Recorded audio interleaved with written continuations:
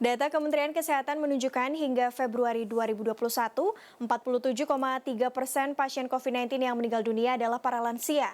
Oleh karenanya, di masa pandemi seperti ini, para lansia harus disiplin menjaga kesehatan. Inilah Tati Martika, seorang pensiunan guru ini kini berusia 72 tahun. Meski sudah berumur, kondisi fisiknya sangat bugar. Di tengah pandemi, ia sangat menjaga kesehatan. Ia sadar di usianya kini risiko paparan virus terhadap dirinya cukup tinggi. Menjaga protokol kesehatan dengan disiplin adalah kunci agar terhindar dari virus. Di masa pandemi ini, ia menghindari aktivitas di dalam ruangan dan membatasi pertemuan dengan orang lain.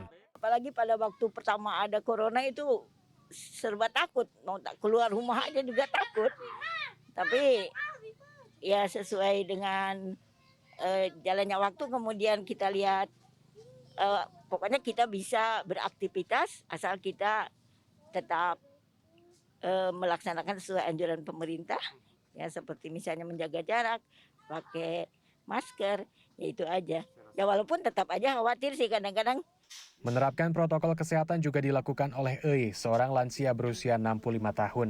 Di usia senjanya kini yang memiliki penyakit darah tinggi dan memiliki riwayat stroke. Ia sadar berisiko tinggi terpapar virus corona. Karenanya, Yayu anak bungsunya harus ekstra menjaga Eis agar disiplin menjaga protokol kesehatan. Mengonsumsi makanan sehat seperti buah dan meminum vitamin, Yayu siapkan agar ibunya tetap sehat. Kalau biasanya kalau yang dari luar ke rumah gitu, kayak saya berkegiatan di luar, saya langsung ganti baju semua,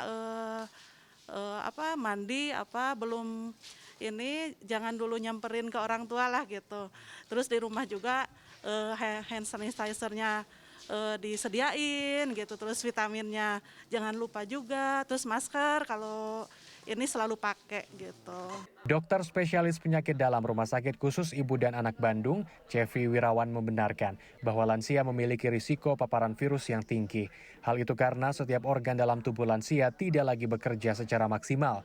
Oleh karenanya, menjaga kesehatan di tengah pandemi adalah hal utama yang harus dilakukan para lansia di tengah pandemi ini.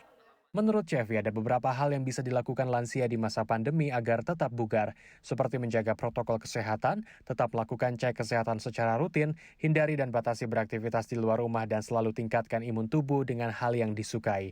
Memperhatikan asupan nutrisi juga penting dilakukan. Nutrisi ya tetap harus terjamin ya, nutrisi yang baik, ya multivitamin mungkin sebelum era pandemi mungkin tidak diminum. Nah, mungkin ya sejak era pandemi ini yang multivitamin itu sepertinya harusnya rutin gitu ya, yang mengandung vitamin C, vitamin D, zinc ya. Kecuali kalau misalkan ada kontraindikasi ya, misalkan ada penyakit gagal ginjal yang berat atau bagaimana gitu ya.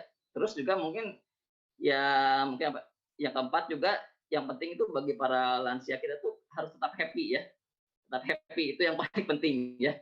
Jadi psikis itu sangat sangat penting, sangat utama ya. Menjaga imun tubuh tetap baik di masa pandemi bagi para lansia juga diamini oleh Pamela Anggia yang merupakan seorang psikolog.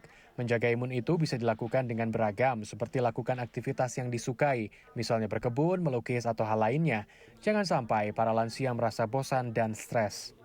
Kalau memang sampai terus bosan, kesepian, lalu kalau misalnya terpaparnya dengan berita-berita yang negatif, bisa jadi juga jadi cemas kan ya, cemas, takut gitu. Nah, ada beberapa kasus yang juga kebetulan saya tanganin dari sejak tahun lalu di masa pandemi, akhirnya jatuhnya ke insomnia.